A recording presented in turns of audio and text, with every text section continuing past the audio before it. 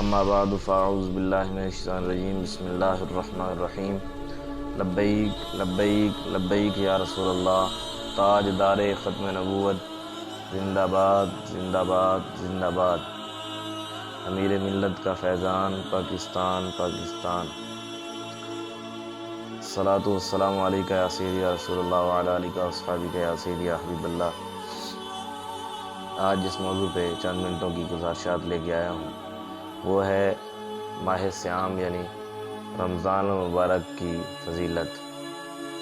رمضان المبارک کی فضیلت بیان کرتے ہوئے اللہ رب العزت قرآن پاک کے اندر ارشاد فرماتا ہے، سورہ بقرہ اللہ ارشاد فرماتا ہے شہر رمضان الذی انزل فیہ القرآن ھدی للناس وبینات من الھدی والفرقان فمن شہد منکم الشہر فلیصمہ ومن کان مریضا او علی سفر فعدۃ من ایام اخر یرید اللہ بکم الیسر ولا یرید بکم العسر ولتکملوا العدۃ ولتکبروا اللہ علی ما ھداکم ولعلکم تشکرون۔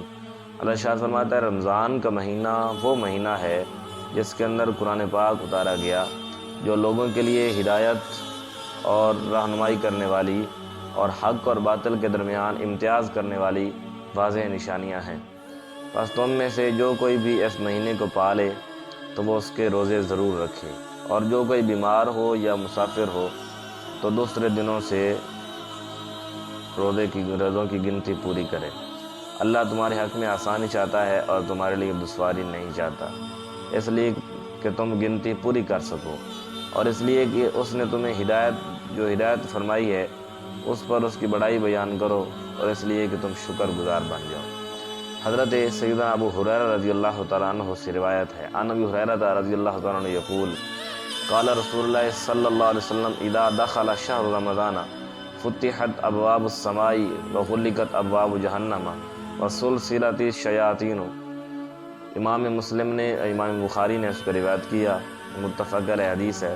سیدنا ابو ہریرہ رضی اللہ تعالیٰ عنہ فرماتے ہیں رسول اللہ علیہ السلام نے ارشاد فرمایا رمضان کا مہینہ جب آتا ہے تو آسمان کے دروازے کھول دیے جاتے ہیں، جہنم کے دروازے بند کر دیے جاتے ہیں، اور شیاطین کو زنجیروں سے جکڑ دیا جاتا ہے۔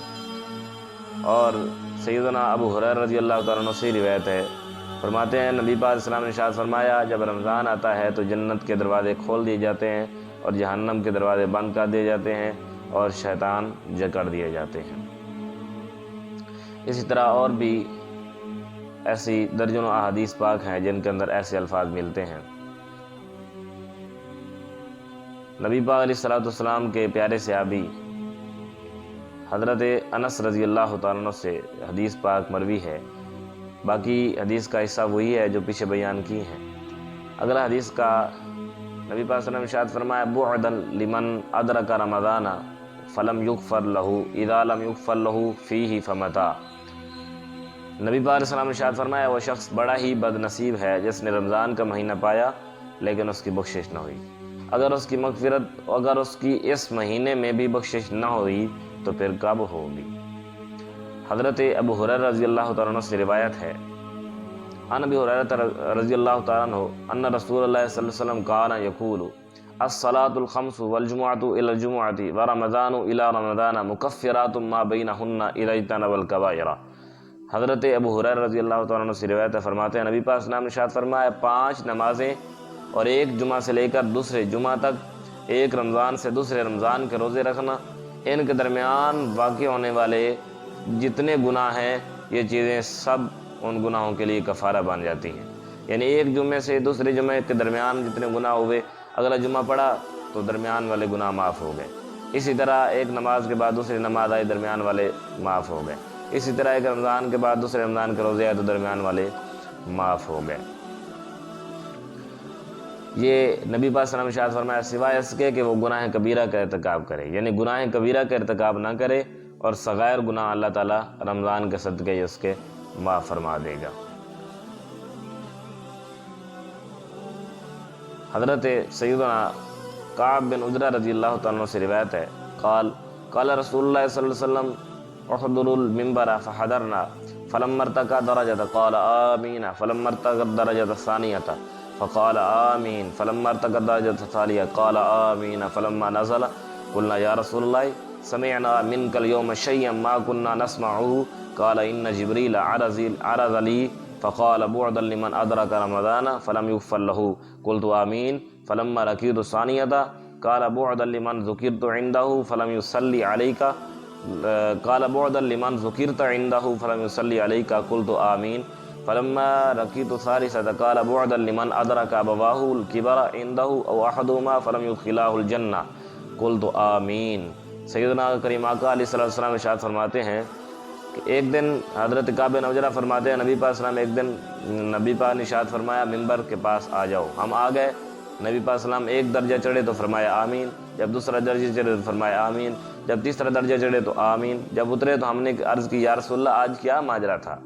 تو نبی پاک السلام نے ارشاد فرمایا جبرائیل میرے پاس آئے اور انہوں نے کہا یا رسول اللہ جس سے رمضان ملا لیکن اسے بخشا نہ گیا وہ بدقسمت ہو گیا۔ میں نے کہا آمین۔ جب میں دوسرے درجے پر چڑھا تو حضرت جبرائیل نے عرض کی کہ جس کے سامنے آپ کا نام لیا گیا لیکن اس بدبخت نے آپ کے اوپر درود نہ پڑھا تو وہ بھی بدقسمت ہو گیا۔ تو میں نے کہا آمین۔ جب تیسرے درجے پر چڑھا تو حضرت جبرائیل حاضر ہوئے، عرض کرتے ہیں جس شخص کی زندگی میں اس کے ماں باپ دونوں یا ان میں سے کوئی ایک بوڑھا ہو گیا اور انہوں نے اسے خدمت اور اطاعت کے باعث جنت میں داخل نہ کیا تو وہ بھی بدقسمت ہو گیا۔ تو میں نے کہا آمین۔ نبی پاک السلام کی حدیث پاک ہے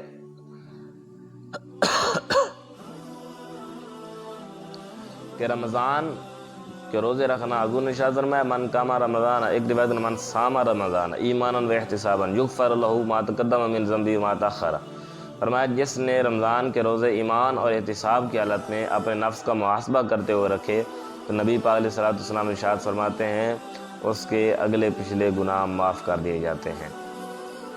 تو یہ رمضان کی برکت ہے۔ رمضان گزرتا جا رہا ہے، ہمارے ہاتھوں سے جا رہا ہے، مہمان مہینہ ہے۔ اور سیدہ عائشہ پاک رضی اللہ تعالیٰ عنہ روایت فرماتی ہیں کہ میں نے نبی پاک اسلام کو رمضان کے بعد سب سے زیادہ روزے شعبان کے رکھتے ہوئے دیکھے۔ میں نے عرض کی یا رسول اللہ شعبان کے روزے کیوں زیادہ رکھتے ہیں؟ تو نبی پاک اسلام نے ارشاد فرمایا میں اللہ کے مہینے رمضان کا استقبال کرتا ہوں۔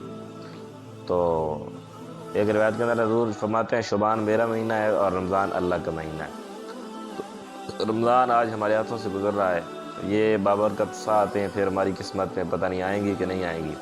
آج اللہ کی بارگاہ میں گزاریں، اللہ کی بارگاہ میں انکساری دکھا لیں، اللہ کی بارگاہ میں سجدہ ریز ہو جائیں۔ مالک ہم نے بہت گناہ کیے مگر تو بخشنے والا ہے، مالک ہم گناہوں کی لت پت میں ہیں مگر مالک تو غفور الرحیم ہے۔ یا اللہ ہمیں اس رمضان کے صدقے معاف کر دے، کہیں ایسا نہ ہو رمضان ہمارے ہاتھوں سے چلا جائے اور ہم اپنے ہاتھوں پہ ہاتھ ہی ملتے رہ جائیں۔ اس لیے احباب رمضان شریف کی تیاری کیجیے اور قیام اللیل کیجیے، دن کو روزہ رکھیے، تلاوت قرآن کی کثرت کیجیے۔ اللہ تعالیٰ کو دعا ہے اللہ تعالیٰ ہم سب کو عمل کرنے والا بنائے اور شریعت متین کا صحیح معنوں میں خادم بنائے۔ وآخر دعوایا ان الحمدللہ رب العالمین۔